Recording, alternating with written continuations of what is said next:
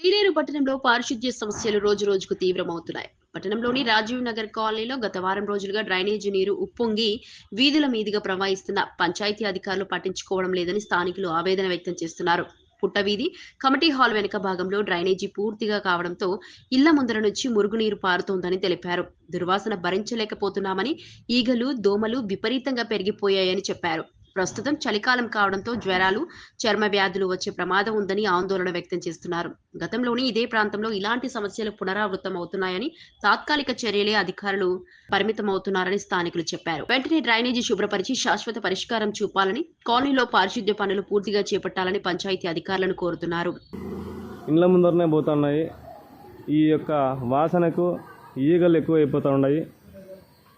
ప్రజలు చాలా ఇబ్బంది పడుతూ ఉన్నారు. ఈ విషయమై ఇక్కడ ఉన్నటువంటి ప్రజలతో మాట్లాడదాం. ఏం జరిగింది మేడం? ఎట్లుంది ఇక్కడ? వారం దినాల నుంచి ఈ మాదిరిగా నీళ్లు పోతాం సార్. ఇక్కడ ఈగలు ఎక్కువ వచ్చేసినాయి. వాసన ఇళ్లలో ఉండలేకుండా పోతాము. తిండి తినాలంటే కూడా చాలా ఇబ్బందిగా ఉండదు. ఎవరు పట్టించుకోలేదు. మేము ఎట్లా ఉండాలా? పంచాయతీ వాళ్ళకి చెప్పినారమ్మా మీరు? మేము లేదు, చెప్పలేదు. ఇక్కడ లైన్ ఇన్స్పెక్టర్ ఎవరు రాలేదు? ఇక్కడ ఎవరు రాలా. అట్లా పైపైన తీసుకొని వెళ్ళిపోతారు. చెత్త వాళ్ళు వచ్చినా కూడా వాళ్ళకి చెప్పినా కూడా వాళ్ళు కూడా ఆడపోయి చెప్పండి మాకు చెప్పకూడదు, మాకు సంబంధం లేదు, చెత్త వరకే మాకు సంబంధం అంటారు.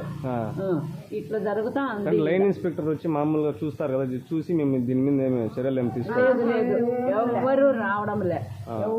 ఇంతకు ముందు కూడా ఇట్లా ఉన్నది, ఇప్పుడు మాత్రం మొన్న వానలు వచ్చినప్పుడు కూడా ఇంకా ఇప్పుడు తక్కువ వెడల్పుగా ఈ రోడ్డు అంతా పోయింది. కానీ ఎవరు పట్టించుకోవాలి?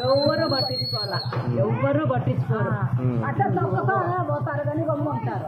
అట్టే తొక్కుకుంటా అన్నా పోతారు కానీ ఇది పరిస్థితి ఇట్లుండదు అని చెప్పని మాత్రమే ఎవరు అనుకోలేదు, తలచలేదు.